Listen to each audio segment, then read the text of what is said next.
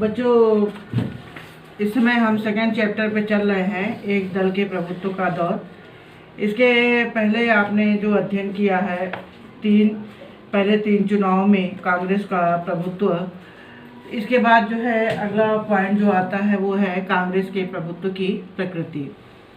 तो भारत ही एकमात्र ऐसा देश नहीं है कि जहां पर केवल एक दौर का प्रभुत्व चला या एक ही पार्टी के लोगों ने बहुत दिनों तक शासन किया। दुनिया में बहुत से और भी देश ऐसे थे जहां पर एक ही पार्टी का प्रभुत्व काफ़ी सालों तक चला।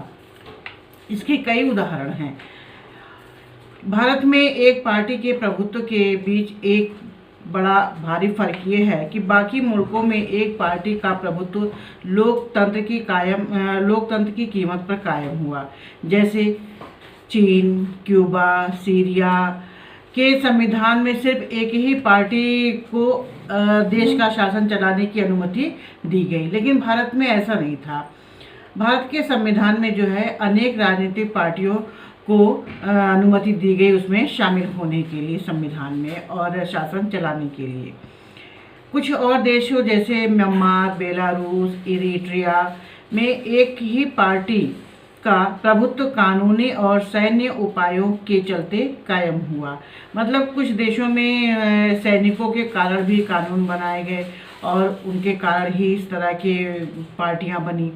अब से कुछ सालों तक पहले देखा गया कि मैक्सिको में, दक्षिण कोरिया में, ताइवान में भी एक पार्टी के प्रभुत्व वाले देश थे। अर्थात वहाँ के संविधान में एक ही पार्टी को केवल मान्यता दी गई और उसी पार्टी के द्वारा बस केवल चुनाव लड़ा जाता था। भारत में कायम एक पार्टी के प्रभुत्व इन उदाहरणों से थोड़ा अलग है। मतलब मैक्सिको, दक्षिण कोरिया, ताइवान इनसे थोड़ा सा अलग है, क्योंकि यहाँ एक पार्टी का प्रभुत्व लोकतांत्रिक स्थितियों में कायम हुआ था। अर्थात जब भारत स्वतंत्र हुआ था तो उस समय भारत में केवल एक ही राजनीतिक पार्टी थी, वो थी भारतीय राष्ट्रीय कांग्रेस। लेकिन जब संविधान बनाया गया और पहला चुनाव हुआ तो उसमें विपक्षी पार्टियों के लिए भी जगह रखी गई और उन्हें भी अवसर दिया गया और मुक्त तथा निष्पक्ष चुनाव कराए गए। तो उसमें विपक्षी पार्टियों ने भी अपने हिस्सा लिया और चुनाव लड़े। कांग्रेस पार्टी के बाद दूसरी पार्टियां जो थीं उनको भी अवसर दिया गया। दक्षिण अफ्रीका में रंगभेद की समाप्ति के बाद अफ्रीकन नेशनल कांग्रेस को भी स्थान दिया गया। मतलब वहाँ दक्षिण अफ्रीका में भी केवल एक ही पार्टी थी उस समय, लेकिन बाद में वहाँ पर दूसरी राजनीतिक पार्टियों को भी और स्थान दिया गया। उसी तरह से भारत में भी किया गया। बहुत सारी राजनीतिक पार्टियों को स्थान दिया गया संविधान में।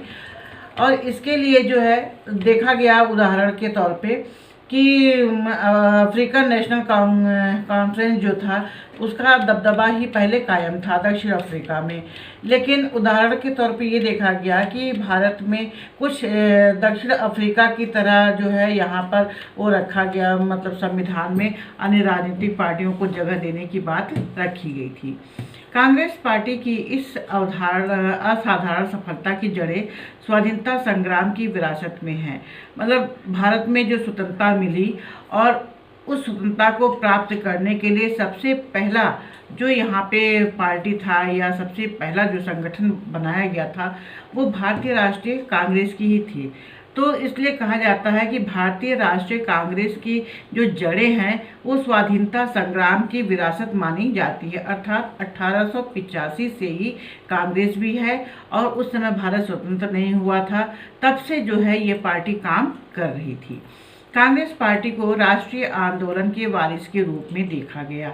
राष्ट्रीय आंदोलन के वारिस मतलब जो कुछ भी हुआ आंदोलन स्वतंत्रता के लिए वो उसे प्राप्त करने के लिए सबसे अग्रणी जो पार्टी थी वो कांग्रेस पार्टी ही थी उस समय। अब कांग्रेस के उम्मीदवार के रूप में यहाँ लोगों ने स्वतंत्रता के बाद चुनाव भी लड़े, जितने लोग थे। कांग्रेस पहले से ही एक सुसंगठित पार्टी थी।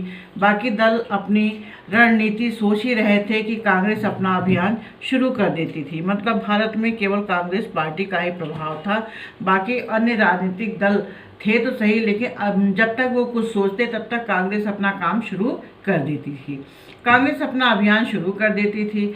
अनेक पार्टियों का गठन स्वतंत्रता के समय, उसके आसपास के समय में भी हुआ, कुछ का बाद में भी हुआ, लेकिन कांग्रेस जो है उस समय अव्वल और इकलौता राजनीतिक पार्टी थी। इसलिए आज़ादी के वक्त यह पार्टी देश में चारों ओर फैल चुकी थी, या उससे ये कह लीजिए आज़ादी से पहले ही इस पार्टी का जो वर्चस्व था वो चारों ओर फैल चुका था। इस पार्टी के संगठन का नेटवर्क स्थानीय स्तर तक पहुंच चुका था। मतलब हर गांव, हर शहर, सब जगह जो है हर व्यक्ति जो है केवल कांग्रेस पार्टी का ही नाम लेता था, उसे ही जानता भी था। और कांग्रेस हाल फिलहाल तक आज़ादी के आंदोलन की अगुवाई भी कर रही थी, और उसकी प्रकृति जो थी वो क्या थी कि अपने आप में सबको समेट करके, सबसे मेल जोल बना करके आगे चलने की थी। मतलब हर धर्म के लोगों को अपने में समेट करके, उसे अपने साथ रख करके आगे चलने की थी। कांग्रेस एक सामाजिक और विचारधारात्मक गठबंधन के रूप में भी काम करती थी। क्यों करती थी? क्योंकि इसका जन्म सबसे पहले हुआ, जन्म का मतलब है इसका संगठन, सबसे पहले हुआ 1885 में। उस वक्त जो है नव शिक्षित, कामकाजी और व्यापारिक वर्ग का एक हित समूह भर था। मतलब ये लोग केवल एक समूह के रूप में ही केवल काम करते थे। लेकिन 20वीं सदी में इसने जन आंदोलन का रूप ले लिया। जैसे स्वतंत्रता आंदोलन शुरू हुआ, वैसे इस पार्टी ने भी जन आंदोलन का रूप ग्रहण कर लिया। इस वजह से कांग्रेस ने एक जनव्यापी राजनीतिक पार्टी का रूप लिया और राजनीतिक व्यवस्था में इसका दबदबा बन गया, और तभी से ये जो है पार्टी जो है और आगे तक बढ़ने लग गई। धीरे धीरे इस पार्टी में क्या था, पहले कांग्रेस पार्टी में अंग्रेज लोग जो जब थे यहाँ पे, तो उन्होंने कुछ कैटेगरी बना रखी थी, जैसे अगली जाति, ऊंची जाति, मध्यम वर्ग, शहर के लोग, इन सब चीज़ों लोगों को उन्होंने क्या किया था, बांट रखा था। लेकिन कांग्रेस ने क्या किया, इन लोगों का जो बंटवारा था उसको उसने समाप्त किया और सबको क्या किया, एक साथ मिल करके चलने की बात कही। कांग्रेस ने जब सविनय अवज्ञा आंदोलन चलाए तो उसका सामाजिक आधार और बढ़ने लग गया। मतलब उसने जब सविनय अवज्ञा आंदोलन को चलाया था तो उस समय ये अगली जाति, ऊंची जाति, मध्यम वर्ग, शहरी, ग्रामीण, इन सबको उसने क्या किया, ख़त्म कर दिया था। कांग्रेस ने परस्पर विरोधी हितों के कई समूहों को एक साथ जोड़ा, और इसमें जो है सबसे पहले किसको जोड़ा उन्होंने, किसानों को, उद्योगपतियों को, शहर में बसने वाले लोगों को, गांव के निवासियों को, मजदूरों को, मालिकों को, मध्य वर्ग, निम्न वर्ग, उच्च वर्ग, सभी जाति के लोगों को इसने क्या किया, एक साथ जोड़ा और जोड़ करके काम करने के लिए कहा। धीरे धीरे कांग्रेस का नेतृत्व वर्ग जो है वो बढ़ता चला गया। उसका नेतृत्व वर्ग जो है ये देखा गया कि उच्च वर्ग या जाति के पेशेवर लोग तक ही सीमित नहीं रहा। मतलब उसने ये देखा कि जो ऊंचे वर्ग के लोगों के लिए, निम्न वर्ग के लोगों के लिए या कामकाजी के लोगों के लिए इनको जो है अलग अलग उसने नहीं रखा, बल्कि क्या किया, एक साथ सीमित करके रखा। इसमें खेती किसानी की बुनियाद वाले तथा गांव गिराव की तरफ रुझान रखने वाले नेता भी थे। मतलब कुछ लोग ऐसे भी थे जो किसानों की तरफ अपना ध्यान रखते थे, कुछ लोग ऐसे भी थे जो गाँव की तरफ अपना ध्यान रखते थे, कुछ नेता इस टाइप के भी काम करते थे उस समय। आज़ादी के समय तक कांग्रेस से एक सतरंगी सामाजिक संगठन की शक्ल अख्तियार कर चुका था। मतलब कांग्रेस पार्टी में हर तरह के लोग आ चुके थे। मतलब ऊंचे भी, नीचे भी, मध्य भी, किसान भी, मजदूर भी, मालिक भी, हर वर्ग के लोग इससे जुड़ चुके थे। वर्ग, जाति, धर्म, भाषा तथा अन्य हितों के आधार पर इस सामाजिक संगठन से भारत की विविधता की नुमाइंदगी हो रही थी। मतलब अगर किसी कांग्रेस पार्टी को देखा जाए तो उस समय उस पार्टी में हर तरह के लोग दिखाई दे रहे थे। इसमें से अनेक समूहों ने अपनी पहचान को कांग्रेस के साथ एकमेव कर दिया और कई बार यह भी हुआ कि किसी समूह ने किसी अपनी पहचान को कांग्रेस के साथ एक साथ नहीं भी किया। मतलब किसी किसी समूह का मतलब ये है कि किसी धर्म के लोगों ने कांग्रेस के साथ अपने आप को नहीं भी मिलाया। अपने अपने विश्वासों को मानते हुए बतौर एक व्यक्ति या समूह के कांग्रेस के भीतर ही बने रहे। इस अर्थ में कांग्रेस एक विचारधारात्मक गठबंधन भी थी। कांग्रेस ने अपने अंदर क्रांतिकारी, शांतिवादी, कंजर्वेटिव, रेडिकल, गर्मपंथी, नरमपंथी, दक्षिणपंथी, वामपंथी और हर धारा के मध्यवर्गीयों को समाहित किया। मतलब कांग्रेस ने ऐसे विचार बनाए कि उसकी पार्टी के अंदर हर तरह के लोग देखने को मिलने लग गए। कांग्रेस एक ऐसी मंच की तरह थी जिस पर अनेक समूह, हित और सामाजिक तथा राजनीतिक दल भी आते थे। राष्ट्रीय आंदोलन में वो भाग भी लिए।